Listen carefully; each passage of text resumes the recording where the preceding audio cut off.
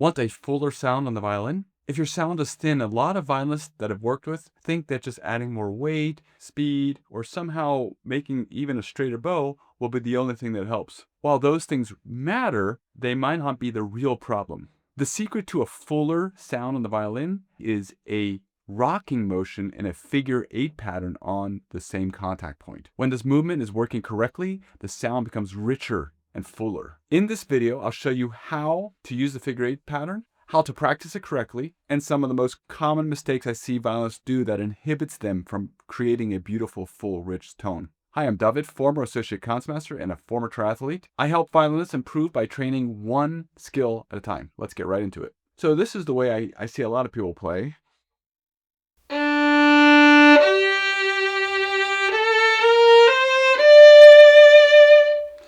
Very kind of tight in the body, only using a very little bow, and the bow is very straight and it's on a contact point and they're doing everything correctly, but it's not really enabling of them to get the full rich sound that they want. This is the way I would like for you to try to do it.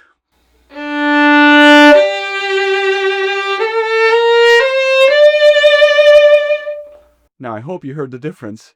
In the second way I did it, I'm using a different motion in the arm. I'm using more bow. I'm trying to rock on one contact point. So what is a figure 8 bow pattern everybody talks about? It's a right arm technique. So it's something we do in our right arm that prepares the right hand to be able to play an up bow and then play a down bow. And essentially what happens is, in the process of doing that, you create a very narrow, long figure 8 in the air. Why do we use the figure 8 bow pattern? When you're using that figure 8 bow pattern, you're leveraging the whole right arm to do it. So also what it does is it relaxes the arm. So if you're trying to play like this, you're not really enabling the shoulder joint or the back. You're only trying to use the elbow in somewhat into the wrist, and the fingers are very tight. But if you use the figure 8, what it does is it allows the arm to relax more.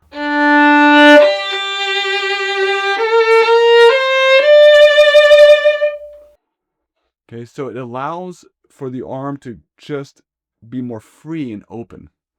So how do we do the figure 8? I'm going to show you 3 exercises that you can do today to enable you to play with the figure 8 pattern. Here we go. So the first thing I want you to try to do in this first exercise is I just want you to take away the violin and the bow. So we're not going to use the violin and the bow. We're just going to get the feeling of the bow in the air. Okay, so now that you have the violin put down and the bow put down, you're going to take a pen just like this, okay? And all you're going to do is you're going to imagine yourself drawing a figure 8 in the air. The first thing you're going to do is you're going to think of the tip of the pen drawing something in the air. And what you do is you're just going to draw a big 8. And what's going to happen is you're going to elongate this part of the 8. You're going to come over here. You're going to take your wrist and your finger and you're going to draw it down here. And then you're going to push back up to here. Make sure the wrist bends. The wrist has to do this in order to keep the bow straight, remember? And the back is going to push into the elbow like that. Okay? Then you're going to draw again. Another little figure 8 up here, the little curve of the figure 8. And you're going to come back down the same spot, draw it again, draw it again, draw it again. And now you start to feel how that figure 8 feels in the air. Give it a shot. You want to try to get at least 10 reps of this before you even get onto the violin. You need to feel it in the body first. Remember, when you're doing it, that the shoulder, the elbow, the wrist, and the fingers are involved. So all 6 joints in the right arm are involved. Even the back muscle is going to be involved somewhat. Okay? It's a directional thing. You have to come out over here, you draw, and then back in. Okay, before I get started on exercise number 2, I want to show you what a lot of violinists I see do that really causes them issues. It's a big problem I see. So I see a lot of violinists, when they try to do the figure 8, they try to come down. They do a great job at coming down. But not so much on the up bow. If you're coming down and out, away from the body, you always have to come back in because it won't make that figure 8 pattern. So if I go down here, I have to draw that back in. So the biggest mistake I see is that the up bow is not as good as the down bow. In this exercise, you have to think about what you just did without the bow. So you drew with a pen in the air. The next thing you want to try to do is now you want to try to use that. So what's going to happen is that the stick of the bow on the down bow, I want you to try to feel like you're coming out away from the body, and you want to look at the angle of the string. And I'm going to play a third finger in the A string because I think get a nice D. All right, so let's go down bow. Now I came out. Now notice how my bow is flat. My stick is turned towards my body. It's not 100%. It's just on top of the hair. And then I'm going to draw that little figure eight down here, that little scoop, and return the bow actually away from my body. I'm going to push it. Those are the two movements. You go out, you make that little motion down here, you turn the bow, you turn the stick, the wood away from you, and then you push back up. Now the trick is how you have to combine that. First do the down bow, the little motion down here, the little scoop on the 8, and then the push. First try that first separately. Do down, stop, move, push. Do that 10 reps. Okay, you got to do that 10 times, 10 full times. Down bow, up bow, so it's really 20. Okay, so after you get that, it's more of a motion, okay? You have to start feeling this motion. You have to anticipate the movement. So you're going to put the two together. It's almost like rowing a boat. So when you put the hands forward to row a boat, you're not just going to leave them there. You got to push them back. So the bow is very similar. When you come out, when you're coming out, you're pushing out on the bow out this way on a down bow.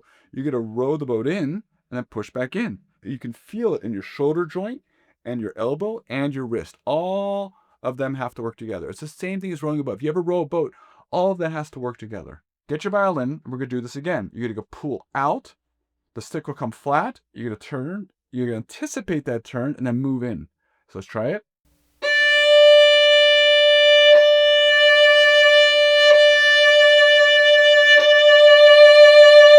Try that 10 reps. Give that a shot. Once you start feeling it, you'll start getting it. Remember, the up bow is going to be more important than the down bow. Now, in exercise number 3, what I want you to try to do now is I want you to find a piece of music that's very slow and maybe large. I'm going to use Tchaikovsky's second movement. You can combine the two hands together to get an idea of how it feels. So when I'm doing this, I'm not going to concentrate too much on the left hand. What I'm going to think mostly about is my right hand. Now, before we get started, I need to tell you something else. If you want to play with a fuller, bigger, larger sound, you want to make the 8, the figure 8 pattern, a little bit larger, something like this.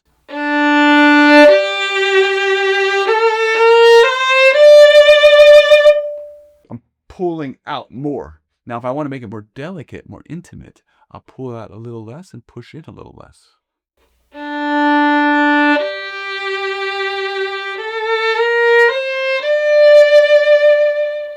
What you want to do now is try to add that into a piece of music, just like I did right there. Remember, great violin playing is not about fixing everything at once. It's about improving one skill at a time and then putting those skills together. If this video is helpful to you, please go ahead and subscribe and maybe hit like.